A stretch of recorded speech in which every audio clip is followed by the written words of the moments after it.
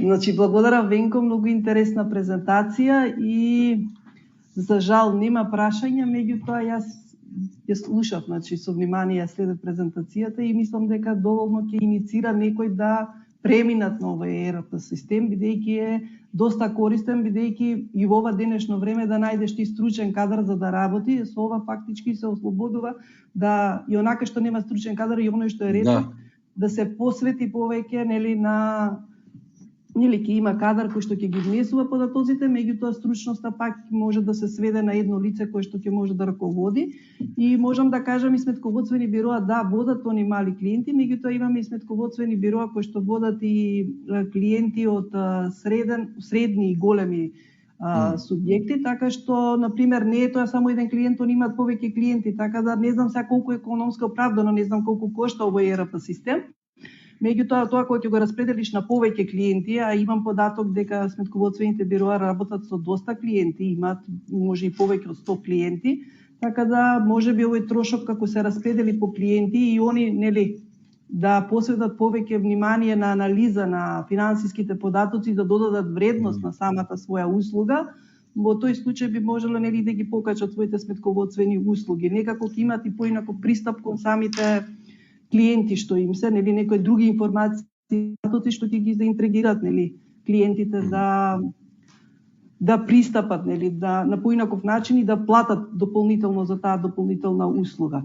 И сега мене поише ме интересира овдека, бидејќи највише има од клиентиве, најчесто е прашањето при креирање на таа порачка.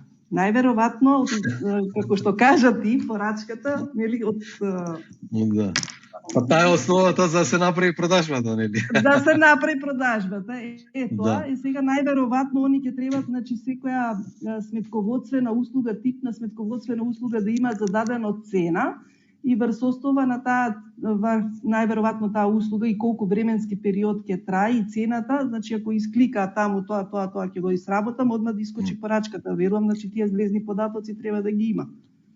Па да, има флексибилни се овие системи во смисол што може да се направат да речем услугите да бидат со броеви, артикал броеви, така и да се каже со разни мерни единици. Да речеме истата услуга сметководство, сметководствени услуги да биде единечна мерка месец, да биде единечна мерка ден, а може да биде и парче. И сега да речеме во ценовникот да си стават месец толку кошта, ден толку кошта, парче толку на повик толку кошта. И дури не мора да имаат ценовник, мада е добро да го имаат за самите клиенти, пошто гледам некои на вебсайт ги објавуваат веќе цените. Може при самата порачка, кога се внесуваат линиите, тогаш да се стави колку ќе чини, да речеме, соодветната услуга врз основа на параметри, врз основа на одредени параметри. Не мора значи да биде предефинирано, али е пожелно за да има некоја рамка. Затоа што да не биде секоја порачка сега да се прашува главниот чеки колку да ставам овде, него да има некоја рамка и самите клиенти сакаат да знаат колку има, која има рамка. На сличен начин како што кај физичкиве артикли постои цена, не може да не постои, така да можат и сметковителите да си подесат пакети. Месечен пакет за ова, Месечен пакет, и што содржи пакетот, значи кој тип на транзакции ќе го фати тој пакет, може да нас толку документи, не знам, 3-5 прашања примерно во рамки од 5 сати. Значи тоа се како пакети се дефинираат, па може да дефинираат стартен пакет, па напреден пакет, па ваков пакет за фирми со, не знам, над 100 вработени имате ваков. Значи тоа е сега веќе креативност. Во детали навлегуваме, зависи, значи клиентот што кои трансакции. Али сите овие комбинации и сите овие фактурирања можат во ERP систем да се стават. И тоа основната, мислам, работа е да сметководственото или сметководителот да има познавање и тој да влегува во системот на клиентот, да не се прави паралелно работата. Кај овие што се водат фирми, од тие 100 фирми, можеби такви за ERP се 5 или 10.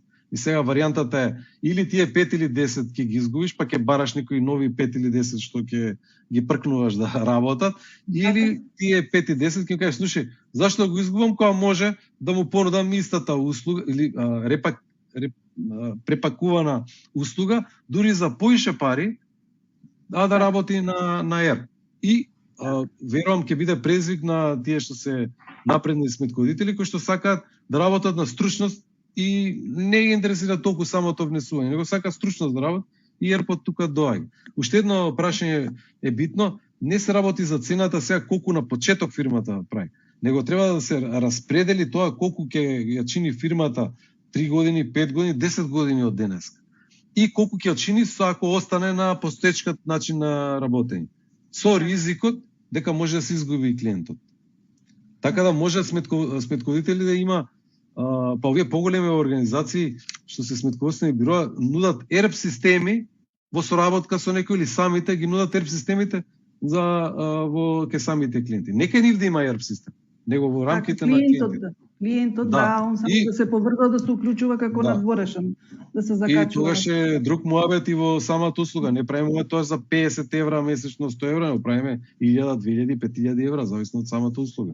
Значи има можност за профит на сметководствените бироа, тоа сакам да кажам. Така, меѓутоа тоа треба малце да иде полека. Тој мајндсет тоа е како да кажам, тоа е некојаш пазарот го диктира и креативноста и ризикот што сме спремни да го прифатиме. Да, значи моето беше да ги представам тоа што е можно поблиску за да луѓето почнат да размислуваат, чекај, може да постои можност и сега е времето да нешто направат и да бидат и попрофитабилни и поуспешни на долг рок. Така, добро Венко, и само уште едно прашање, ова Power BI е составен дел од ERP системот, тој сум слушала ја за Power BI како една алатка, дали е дел од ERP системот или е тоа посебно нешто? Тоа се посебни сервиси, сите што имаат на BI, Business Intelligence, најчесто се посебни и тие обезбедуваат да се поврзат на ERP системите, да исцрпат податоци и потоа да ги прикажуваат во разни, да кажам, разни форми, со различни графички дизајни и слично. И некои се, да кажам, бесплатни до одредено ниво, зависно од податоците, а потоа има со месечна овако. Кај некои ERP со месечна претплата, кај некои ERP системи овозможуваат таквите Power BI, BI системи да црпат податоци и назад да враќаат во рамките на ERP системот да ги враќаат графичките прикази. Така да, таа интегрираност е многу важна. Да. Се посебни програми, ама се интегрирани. И тоа зависи исто и цената и потребите на... И независно може да функционира и интегрирано може да функционира. И независно, да. Обично фирмите почнуваат, да речеме тоа BI, земете го има како десктоп апликација, како усовршен Excel. Ги зима ама и многу побрз. Ги зима потоците од ERP системот и потоа тамо се прават графикони, се прави све и по време му се кажува рефреш да ги зима на секојаш најновите податоци. На тој начин се растеретува ERP системот да не пуштаат вработените одредени обработки и графички прикази, за да може побрзо да одговарат на внесување на фактури, на артикли и слично, а BI работат таа работа на мелење на податоците и постојање матрици и слично. Мене да не ме прашате, ја знам да бидам доседен, да објаснам. Нема проблем, за тоа и семинарот ете малце нешто поинаку, доста само стандарди и даноци.